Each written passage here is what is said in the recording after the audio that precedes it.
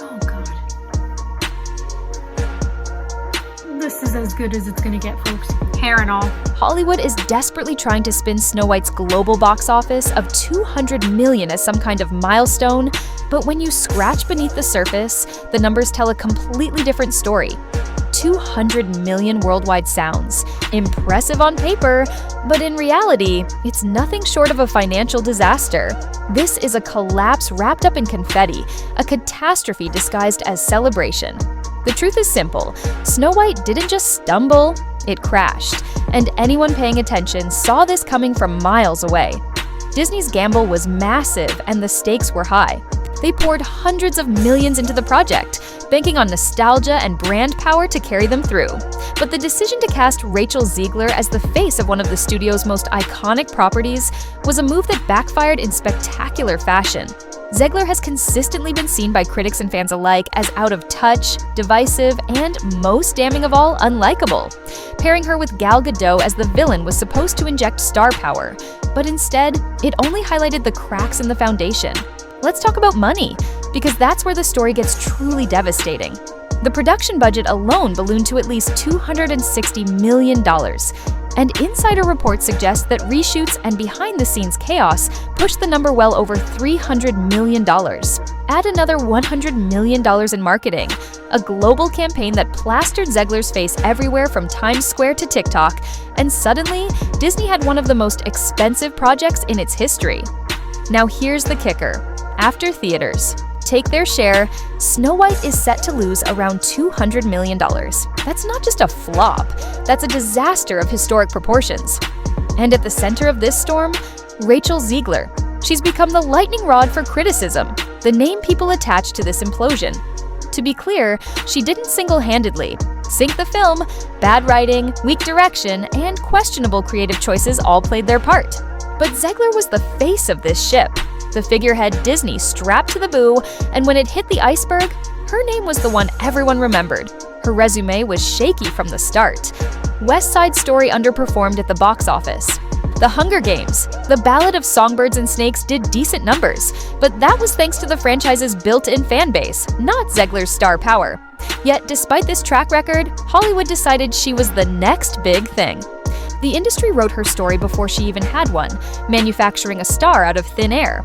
Instead of audiences growing to love her naturally, she was force-fed to them, shoved into headlines and cast lists as if the public didn't have a choice. And audiences pushed back. Instead of embracing her, they turned away. Instead of celebrating her rise, they questioned why it was happening in the first place. Snow White became the breaking point, the moment where the hype collided with reality. Her infamous comments didn't help either. Saying Snow White wasn't going to be saved by the prince and wouldn't be dreaming about true love might have sounded empowering in the boardroom, but for millions of fans who cherish the original story, it came across as arrogant, dismissive, and disrespectful. People weren't hearing about empowerment. They were hearing an actress mocking the very character she was supposed to bring to life. The PR machine tried to patch things up. Rotten Tomatoes proudly displayed a 72% audience score, but when you looked closer, it was based on a tiny sample size. The actual turnout was disastrous. Critics weren't fooled either. With a 37% critic rating, the film was torn apart in reviews, compared to a failed group project where no one wanted their name attached, and with Rotten Tomatoes recently changing its methodology, conveniently making it harder for real-time fan backlash to show up, many even questioned whether those audience scores could be trusted. But perhaps the clearest sign that audiences have truly moved on comes from outside the box office. Zegler's much-hyped stage return in Evita at the London Palladium was marketed as a comeback, a serious role to prove her acting abilities and silence critics. Yet the ticket platform shows wall-to-wall green. Entire rows, entire dates are wide open. Every seat available. That's not just a slow start, that's a loud message. For someone who had millions in Disney promotion behind her, the empty theater is more than embarrassing. It's a warning siren that can't be ignored. This isn't just about one actress. It's about Hollywood's broken system of manufactured fame. We've seen it before. Studios once tried to make Jai Courtney and Sam Worthington into household names by cramming them into franchise after franchise, regardless of whether audiences connected with them. The result? Both faded into obscurity, remembered more for the studio's failed attempts than for their actual work. Rachel Zegler's trajectory feels eerily similar. The industry decided she was going to be a star and tried to skip all the steps that real stars have to go through. Winning audiences over, proving themselves across roles, building a reputation on talent and charisma. Instead, they rushed her into the spotlight, and when the spotlight revealed cracks, there was no foundation to fall back on.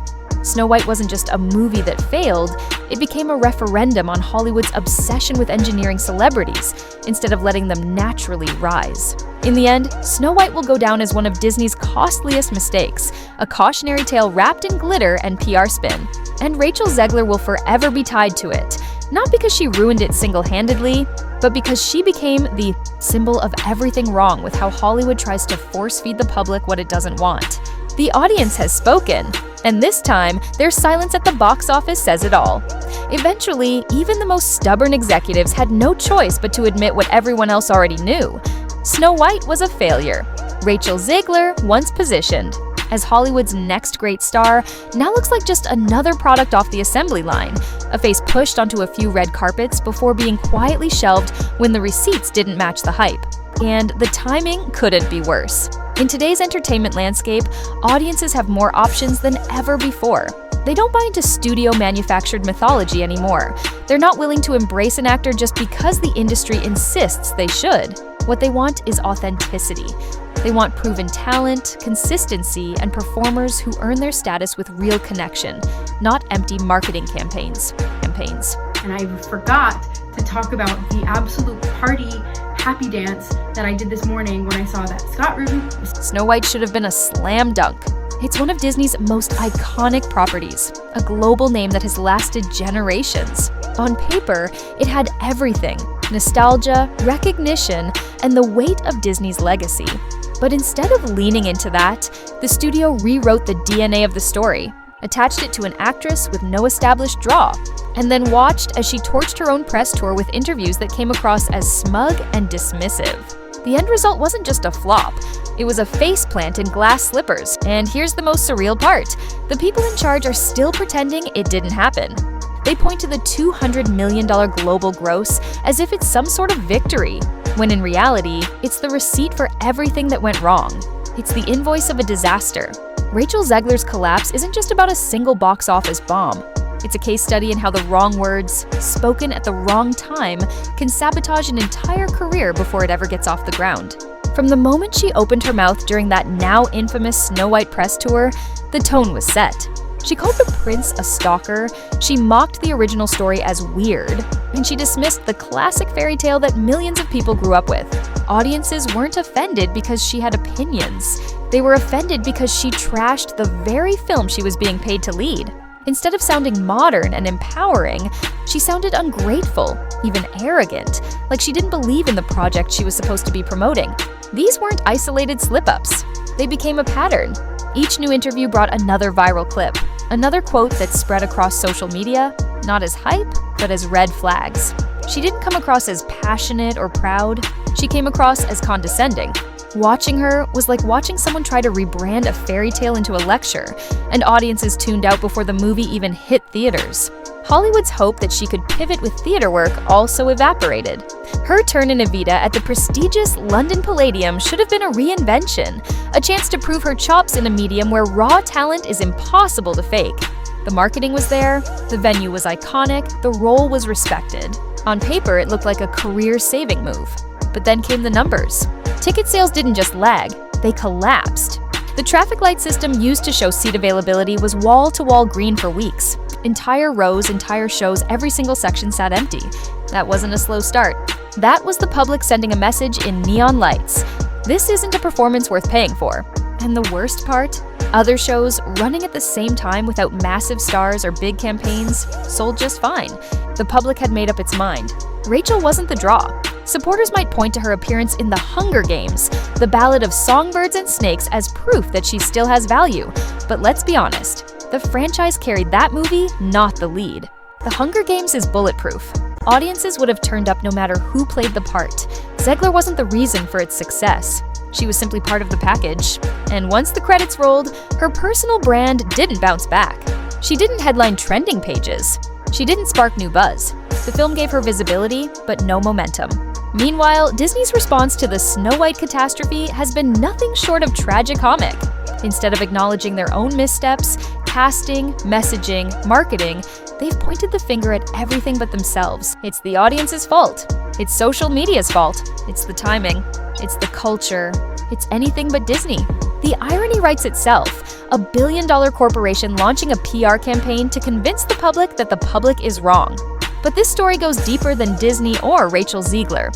It's about Hollywood's broken approach to star-making. The industry keeps trying to manufacture celebrities the way a factory stamps out products, expecting the audience to buy on command. Zegler was marketed as the next big thing before she'd actually earned it. She was launched to the top without building a foundation. In a time when traditional movie stars don't even drive ticket sales like they used to, studios keep chasing the same formula. Throw someone into a franchise, crown them as the next icon, and pray the audience complies. But you can't fake connection. You can't force-feed chemistry. Rachel Zegler's rise and fall is a warning shot to Hollywood. Not because she's without talent, she clearly isn't, but because no amount of spin, PR, or social media algorithms can substitute for what audiences actually feel. Stardom can't be engineered in a boardroom. It has to be earned. It has to grow organically. And when you replace that process with entitlement, buzzwords, and overexposure, you don't get a star. You get backlash. You get indifference. You get exactly what happened here. A career derailed before it ever found its footing. So where does she go from here? Maybe she'll bounce back with the right role, a smaller film that allows her to prove herself without the crushing weight of studio hype. Maybe she'll take a step back and rebuild in a way that connects more authentically with audiences. Or maybe she'll remain a cautionary tale, remembered not as Hollywood's next big thing, but as a case study in how not to build a career. Either way, her story is already a reminder of the new reality. In the age of internet transparency, the audience isn't just watching, the audience is choosing. And when the audience chooses against you, no amount of studio marketing can change their mind. Marketing can change their mind.